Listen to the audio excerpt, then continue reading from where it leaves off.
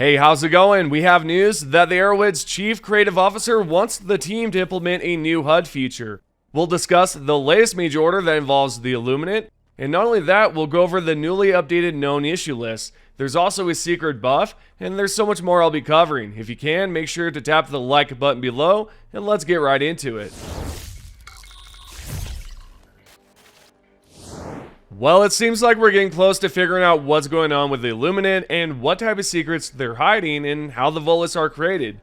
If we're successful with the newest major order, we might have enough Voteless bodies to examine on the autopsy table to find out exactly what's happening. With that being said, we have the newest briefing message that states, "The Illuminate continue their cowardly hit-and-run tactics, sneakily striking at undefended colonies before slipping back into the shadows to hide. They clearly endeavor towards some larger scheme, but their refusal to stand and fight has kept their intentions hidden.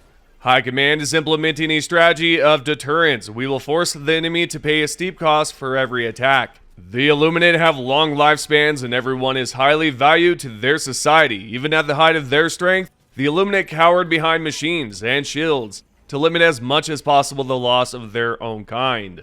Now they also cower behind our own former citizens. The Helldivers are ordered to kill as many Illuminate and Voteless as possible over the coming wave of attacks. This will both deter the enemy and allow the Ministry of Science to autopsy the remains, possibly yielding intel about the Illuminate and how the Voteless are created."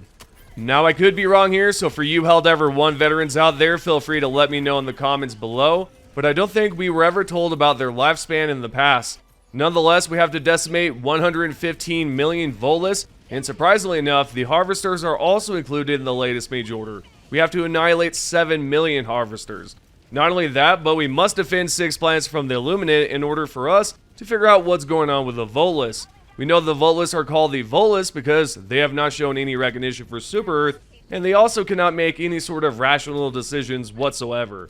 I'll play a clip briefly that confirms that on the Super TV. Their former selves, showing no recognition of loved ones or the Super Earth flag.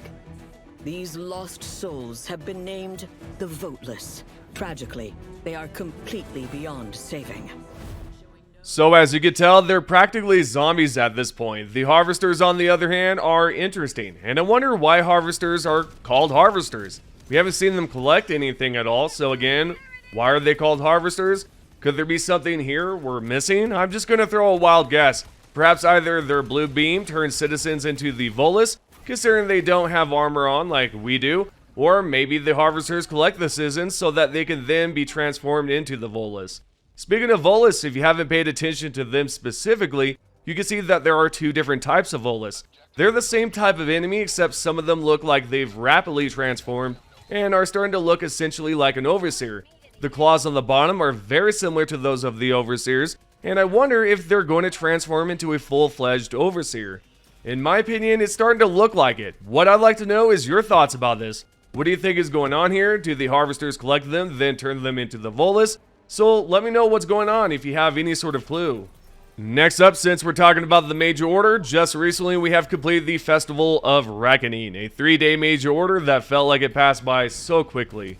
We recently had the gas mines pop up again during the festival, but besides that, it was a very chill major order, just like how Liberty Day was. Instead of being rewarded with an armor set and a weapon, we got 100 medals, which I was excited to see. Anyway, we have a major order success message here, and it says, "This year, the Helldivers reminded all of Super Earth's citizens of the true meaning of the Festival of Reckoning, that our loved ones are never truly lost, so long as they are righteously avenged. The death toll has risen, the Spirit of Reckoning has completed its intergalactic voyage, the deep discounts have been capitalized on, and the memory of those lost this year have been avenged. With the passing of another truly vengeful festival, we return to our daily lives with full hearts and reinvigorated commitment to the unyielding pursuit of peace." Okay, I'd like to think that this whole entire major order is the calm before the storm. I have a feeling things overall are going to start picking up drastically, whether that's from the automatons because they're getting close to Super Earth, and we still have issues with the gloom that haven't showed any signs of receding from the plants that are covered in it. On top of all this, the Illuminate are back again, and we have to figure out that situation out as well, which is a whole puzzle in itself. So overall, us Helldivers have a plate full of stuff going on. I just wonder, how will we do it? With the major orders aside, we have news about a feature that the Chief Creative Officer, Mr. Pillestead, would like to implement. He would like for the team to create a new HUD feature at some point down the road. The response was given after Helldiver brought up how cool it would look like if you could play with no HUD available. It would essentially be just like a movie. So the CCO saw that post and in response said, "I at some point would love for the team to put some effort into making the game fully playable without HUD. Map and stratagems are the biggest issue now. If we could make them small diegetic pop-ups or similar, it could improve immersion a lot." You know what would be cool is to see a hologram map pop up from the wrist pad. For instance, I have photoshopped an example of what I imagine it would look like. We have the map that's slanted, and there would be a hologram projection from the wrist.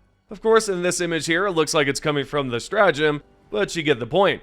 If they did something like that, it would be insane, and add immersion to it as well. However, I don't know if we'll see it implemented that way. The reason why I say that is that the Chief Creative Officer brought up some interesting lore, essentially about why they won't do something like that.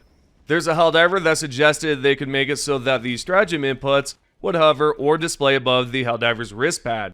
The CCO, Mr. Pillestead, wrote back and said this in response. "Yeah, but the only problem I have with it is that it advances SC technology. The only hologram is on the ship, and it has massive mechanics, coolant pipes, and projectors to be able to project the Gal War table. So yeah, I guess we won't see it implemented the way I just showcased a few seconds ago, nor will we see the arrows projected from the wrist either. I will say that I find this fascinating that he basically is looking at it from a lore perspective.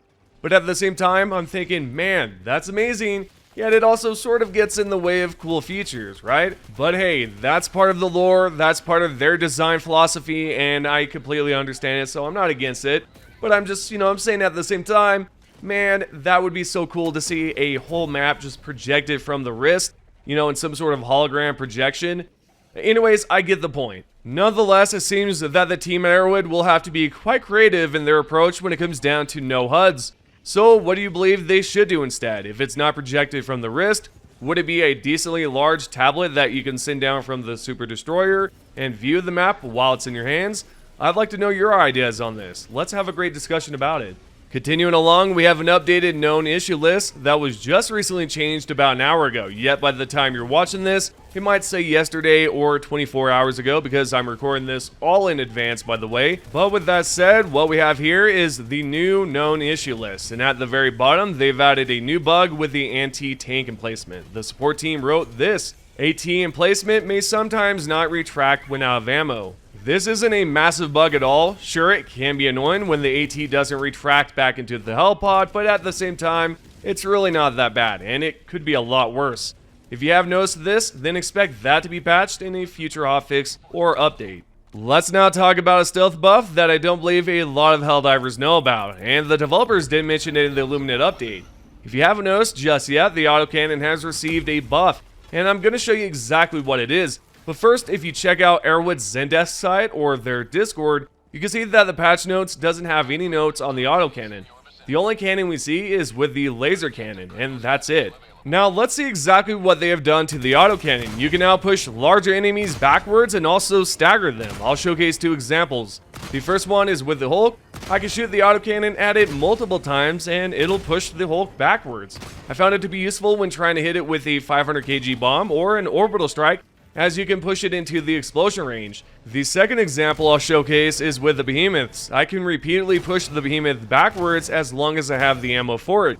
You couldn't do this prior to the Illuminate patch, and I think it's incredible now. I suggest you all give it a try and see if you like it. Also, I'm not the first to discover this at all. I did some research, and apparently other Helldivers out there have also discovered that it was recently buffed as well, as you can see in these two posts. On a different note, we are now going to talk about your suggested loadouts. Now, the only reason why I do these, for those wondering, is that I thought it would be cool to feature one of your posts on the channel and give you sort of a shout out. So if you have already posted a comment in the past and it wasn't featured in the video, then post it again in the comments and we'll see what happens. What we have today is a loadout called the Light of Liberty from Lone Hunter 6025, and that's an awesome name, by the way. We have the sickle, which essentially has unlimited ammo as long as you let it charge. It's useful on the Voteless and Overseers.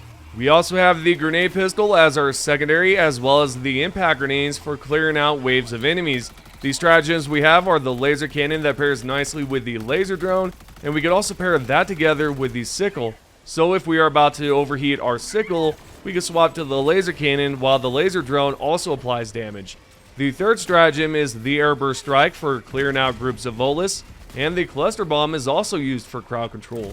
Surprisingly enough, I had a lot of fun running this loadout, and I don't have anything bad to say about it.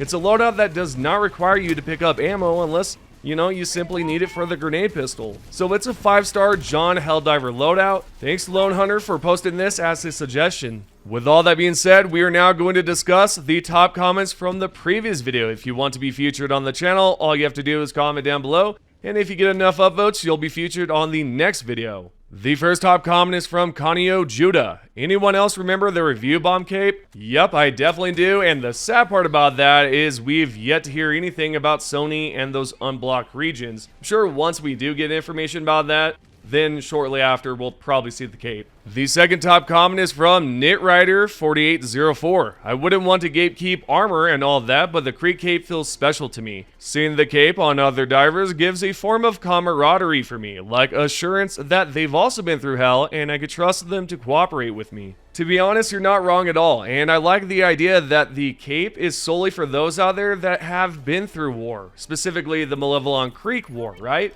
So with that being said, if some Helldiver was able to purchase it, I don't think the Malevelon Creek cape would have any sort of special meaning behind it. And lastly, the third top comment is from the best 1972. I think they can build bundles, theme with what we've been through. An example of that would be something like Malevelon Creek Memorial Maintenance Support. Includes cape, full armor, and a color for the vehicle and hell pods. I actually like this idea a lot. But let's say the cape is not the OG Malevelon Creek cape, instead it's a different type of cape, then I'm all for it. Those right there are the top 3 comments. If you guys haven't done so already, consider subscribing, turning on notifications, and giving this video a like. Also, I want to give a huge shout out to all the members right now that have joined. We've got 5 members. If you guys would like to support the channel, you can actually join as a member down below, and I'll be featuring you at the end of the channel always. And I might include you guys in the description as well. So thank you for watching, and I'll see you guys in the next video.